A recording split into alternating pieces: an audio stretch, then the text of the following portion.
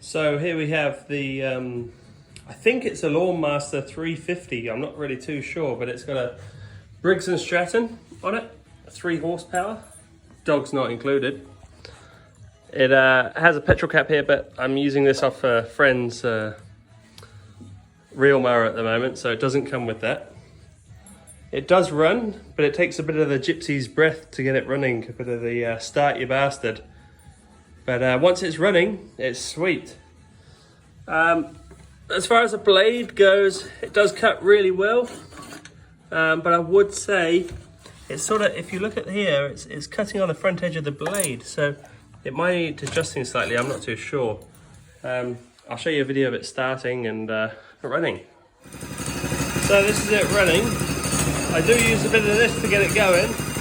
I'll tell you what, she's a bloody beauty! There's a little bit of a squeak going on in here. Oh, there we go.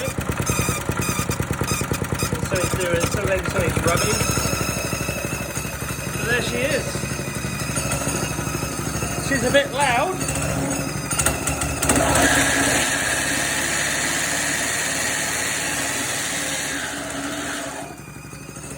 But she does run.